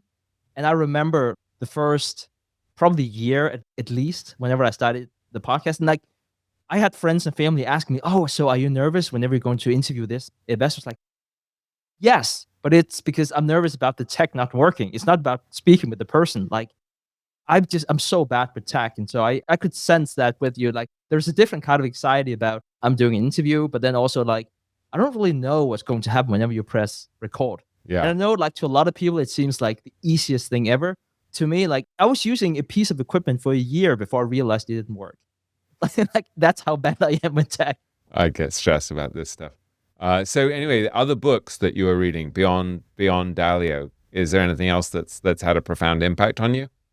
I would very often read books about personal growth in whatever kind of direction that would take me. But I think what I would highlight here is another format that I tried, which was, so I should probably explain what the format was. So I met a good friend in the mastermind community. And so we organically tried a format where we would just send each other 10 to 15 minutes voice messages about how to have a richer, wiser, and happier life. That was fun. We probably did that for a few weeks, and it basically just started with him like sending me a WhatsApp message saying, "What's going on?" It's like 10 seconds, something like that. And then, of course, I can't just respond in 10 seconds. I probably responded in like 15 minutes or whatever because he was like, "What's going on?" I couldn't help myself telling you what was going on. It was really an interesting way of having a conversation. And I don't know if that's just the way that I'm wired and the way he was wired. I don't know. But like the idea of talking about small things, but also some big things, and then reflect on that, have a day to reflect on it, and then go for a walk, still reflect on it, perhaps listen to the voice message again, and then send another. I never thought about communication that way, but it was actually quite interesting. Like, I absolutely love the conversations that we have, William, and I think it's very powerful. Like, we would typically, on a day like this, we would talk for 3 hours. That would be very difficult to do every day. And it has its own dynamic to it whenever you have a conversation for 3 hours. And then it will have a very different dynamic if you're meeting up with someone for coffee and you meet twice a year. You have a very different dynamic with, someone you would see, perhaps someone you're sharing your office with, which is every day, but then it's not as formal. And it's like, so it was a very different dynamic. It was a lot of fun. Another thing I've been thinking about is this idea of whether it's a good thing or a bad thing that you speak with people who are similar to you. And I've heard some very, very smart people tell me that diversity is good and it's very good if you look at things very differently. In many ways, I would say, William, that you and I are very different. That is one of the things that's so enriching in the conversations. And then perhaps we are in our own echo chamber. Because I was thinking very much about that. I was speaking to my friend with this data where we're like, oh, we're so similar, and also, oh, we're so different. Like, you're doing this pilgrimage to Omaha, of all places, and you're interpreting something that Munger said 30 years ago, slightly different, but the rest you really agree with. You're so similar, you and William. And of course, you and I, everyone likes to be unique and we like to think we're very, very different. So, one reflection is this idea that if you read the same books, even if you interpret them very differently, perhaps you have more in common with them than more than meets the eye. We all live in somewhat of the same echo chamber. Another reflection is as you read a lot of books and and have this back and forth with friends, I'm sometimes amazed by what was political correct when I was growing up. That's sort of like another thread I probably shouldn't pull too much on. But going back to this idea of the universal truth, just before I throw it over to you, William, I sometimes have this idea whenever it comes to reading that the longer something has survived, the more validity it may have. And I also think it's completely flawed to think that way, which we might talk about later. But I think there was a very interesting way, sort of like the Lindy effect, where it's like, if this technology has existed for a long time, the wheel is probably going to exist for a long time still. Think about a post on social media, poof, it's gone. There's a reason for that. But then even something like that's very, in demand right now, like the Stoics, that's lasted for so many years. There's definitely been times where it was seen as downright immoral for hundreds of years. And so, William, I wanted to sort of like hear your reflections and also throw it over to you and hear what has made you richer, wiser, and happier, and what can be cloned by our listeners whenever it comes to your reading. Yeah, as you would expect, my reading habits are totally different to yours, which gets back to this idea that this isn't a one-size-fits-all thing. It's about finding a way to live, spend your money, spend your time, read, whatever, in a way that's true to who you are. And so I read in a very unstructured way. Like you, I read constantly, but I read whatever comes to hand. I'll literally grab different things from that bookshelf to my right with all of the Tibetan Buddhist stuff. Almost every morning, I'll just sort of sit down and start reading. I start reading in the middle. I don't start reading in the beginning of the book often. I'm usually rereading books, and so they're heavily marked up, and I often go back and read. I'll see that there's a particularly marked up chapter, and I'll go back and read it over again and mark it up even more. I'm often reading backwards. I'll start a book like far to the right, and then I'll sort of be like, oh, this is an interesting chapter. Let me go backwards. And so I'm reading in this very disorderly way, but constantly. And partly it's very nonlinear, but partly I have this weird, maybe slightly irrational, mystical view that the universe is kind of speaking to you in some way all of the time. So I'm perfectly happy to kind of tap in wherever I'm being called to tap in and to follow my intuition and randomness and chance, and just dip in wherever I'm drawn. And so I've always liked this. When I was a kid at Eton in England, I would go to Windsor, near Windsor Castle, and I would go to Tower Records or HMV.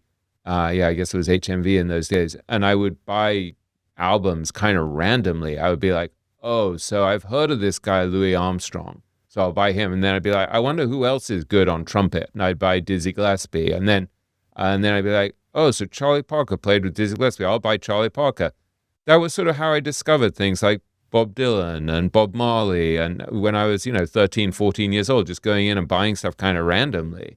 So I like that wild goose chase. I mean, I read all these obscure books. So I've been spending a lot of time reading about Tibetan Buddhism, partly because this whole idea of gaining control over your inner landscape is so important. And I think in some ways, Tibetan Buddhism is the science of mind, right? They sat around in caves for many years studying the mind, and they figured out certain things about how the mind works.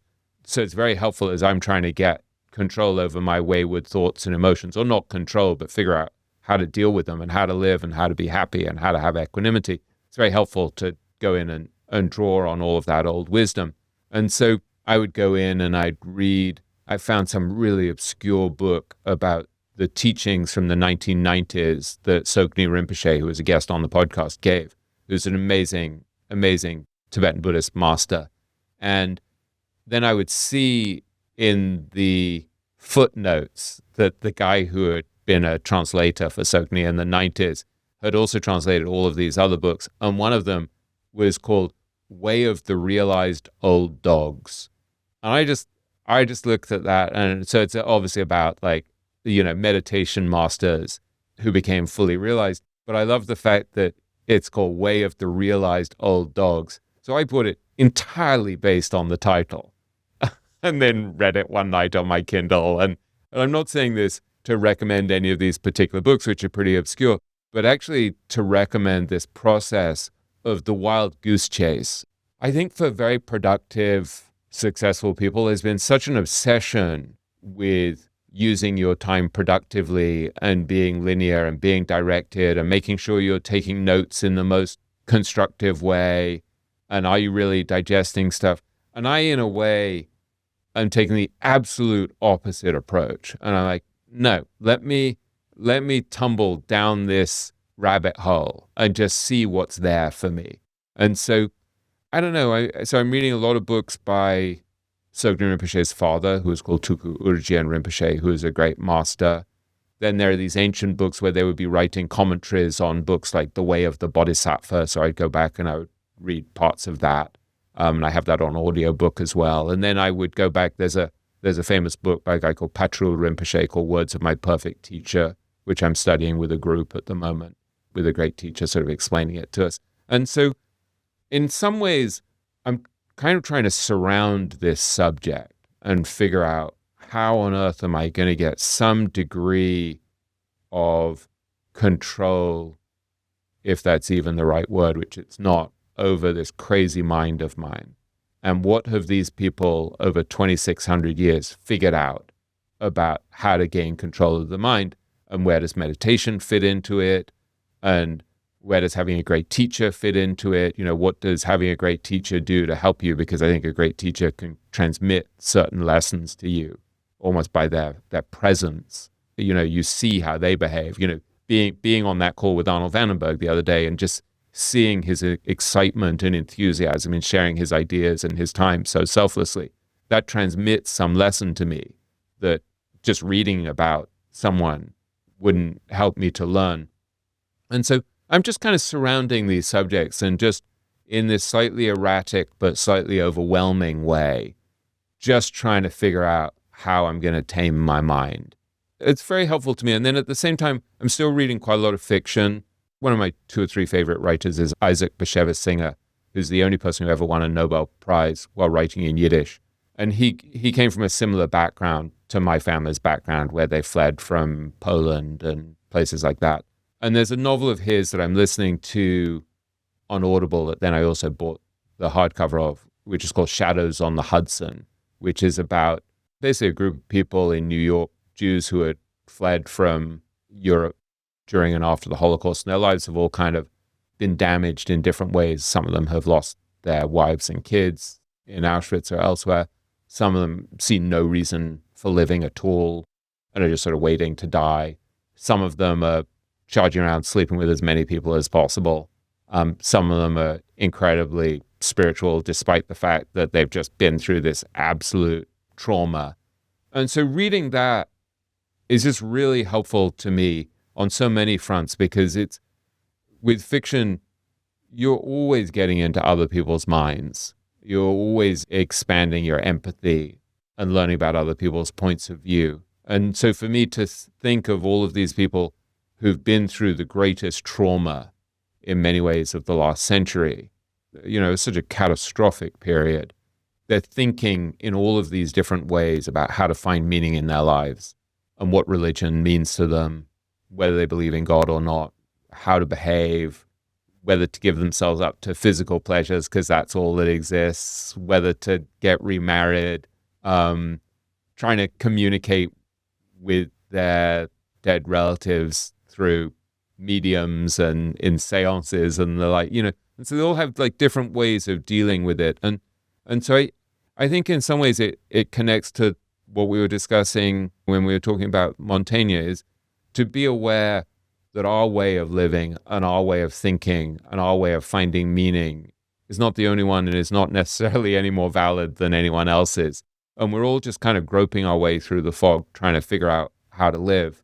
I think that's one reason why I so loved that book about Montaigne that Sarah Bakewell called it How to Live. And I kind of feel like both with my book and with my podcast, really that's the question, is how to live. That's how I think of it in my own mind. And so when I'm interviewing great investors, I'm trying to figure out, how do you live? How do you deal with risk? How do you deal with uncertainty?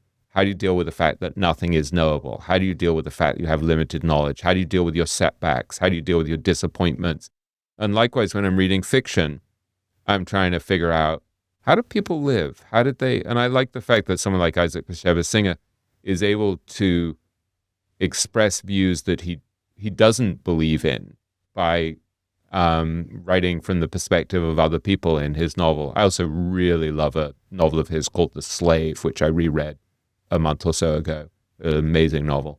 And so, I don't know, it's all part of the same quest, which is to figure out how to live. That's why I'm interviewing people. That's why I'm reading. That's why we're chatting about this stuff. And it's a beautiful, unfolding journey. And at times it's really painful, but it's really helpful that we have friends like you to discuss this with. We have great teachers who are further along the path than us, who point out certain things. There are people like Arnold who embody certain qualities.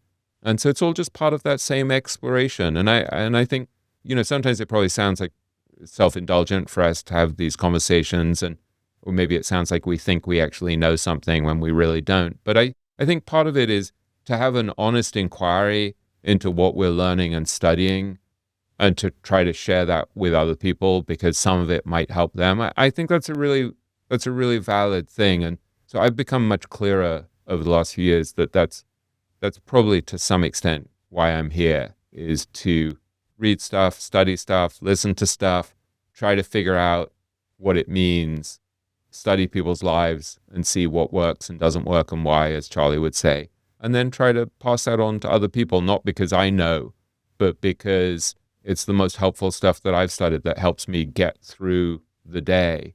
And it's kind of wonderful that you can go back and you can read about this guy Montaigne in the 1500s who figured out the same thing about how unreliable our perceptions are and our beliefs are and our customs and habits are, that then helped Bill Miller make a fortune because he could also look at Amazon and Bitcoin and the like and say, well, people don't understand them either. And they just apply their own filters and lenses. So we're just on this ongoing exploration to figure out how to live. I can't think of a better way to end this episode. And yet, I can't help but ask you one more question. Otherwise, it'll be driving me crazy the next few weeks before we meet up in person. William, whenever you say that you meet some teachers that are further along the path than you are, I hope this doesn't come across as saying we can't learn something from other people, or that's not my intention at all. Why is it you think that they're more further along the path than you are? Is that because you want to get where they are because they ask different questions? And I'm sure that there will be some other listeners who would then look at the people. I don't necessarily think that you would name them, but like when it's like, no, that is not a teacher for them, but it's clearly a teacher for you. So it's more to make it clonable for our audience when, there's this beautiful saying, when the student is ready, the master appears. But I also think we have different masters because we want to achieve different things, not because it's universal truth, but because we're different people with different values and want to achieve different things on whatever kind of level you want to talk about. So I'm kind of curious to hear how you think about that. Yeah. I don't try to idealize every teacher and assume that this person embodies everything and is a perfect person, because I think often it's helpful to look at someone who embodies certain characteristics that you want to clone, right? So Charlie Munger, you want to clone his incredible integrity and his extraordinary rationality and his way of thinking in an unbiased way, and many other qualities. But you wouldn't want to clone everything. Whenever you're trying to study with someone, you don't want to fall into the trap of thinking, oh, this person is perfect and they've overcome all of their capacity for self-delusion or lust or impurity or greed or whatever it is, right? Like, we're all human and we all mess up. But I think there are certain people I've encountered who you just smell that they're like really, really evolved in certain ways, and that there are things they embody that they can teach you that are really beautiful. And so when I look at someone like Tsoknyi Rinpoche, who, again, people can see on the podcast, I think he's very, very free and very joyful and very low ego. And I have a friend who's his translator. And so I'll often talk to Adam Kane, who you'll see translating like one word on that podcast, because Tsoknyi speaks beautiful English. But I'll hear from Adam what it's actually like to hang out with Tsoknyi a lot of the time. And so I think there are qualities of Tsoknyi's that are really, really deeply worth cloning, that are built to be totally free and without ego and funny, lighthearted, and yet constantly sharing insights. So when you see someone who's kind of free in that way, free-spirited, lighthearted, and has tremendous equanimity, if that's something that you yearn for, that feels very powerful to me. That makes me sort of long to be more like that. I feel that often with Dan Goleman, who's also been a guest on the podcast, a very remarkable person. And, I have this amazing Tibetan Buddhist teacher as well. There are some constraints where people sort of say, oh, it's not appropriate to say someone's your teacher because it can be sort of conceited. But I've been studying with this incredible woman, Kandrila, who has a website, Kandriling. It's KAHANDROLING.com. And she's just an extraordinary teacher. And when you see someone like that, who is so free and so compassionate and kind, and all she's doing is trying to help other people and lift other people out of their suffering, that's a very life-changing thing. And I feel the same when I see someone like Arnold Vandenberg, just the kindness and the desire to help other people. And so I think if you can find a few people in your life, maybe it's a grandmother, maybe it's a mother, maybe, it can be one of your kids, whatever, who really embodies certain qualities, to look at that and think, how do I close the gap between me and them? And there may be areas where we're much more developed than someone else. I mean, someone might be really naive about like how to make money and have an impact in the world by making lots of money and sharing it, and creating systems. And so it depends, as you were saying before, what you're optimizing for.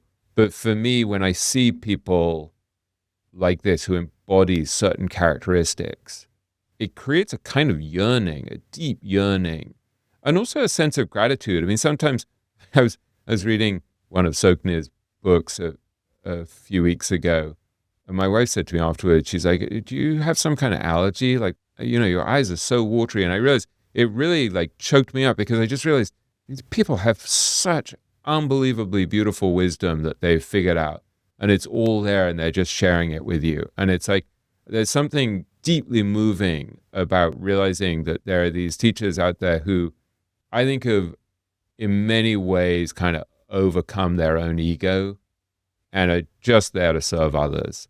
When you see that generosity, the kindness, and you realize just what it means, what they've done, it's very humbling and very moving. I'm not trying to idealize these people, and at the same time, I really have profound gratitude. I think for all of us, it's helpful to find a few people who can do that for you. And as Charlie would say, you can do it by hanging out with the eminent dead. You can do it by reading about Franklin or Darwin or Einstein or whoever it is that inspires you. But it's all there. And I feel like there's a kind of continuum here. There's this process where certain people have figured out something over the last few thousand years, whether it's a Marcus Aurelius or an Epictetus or a Seneca or a Montaigne or Jesus or Buddha or whoever it is.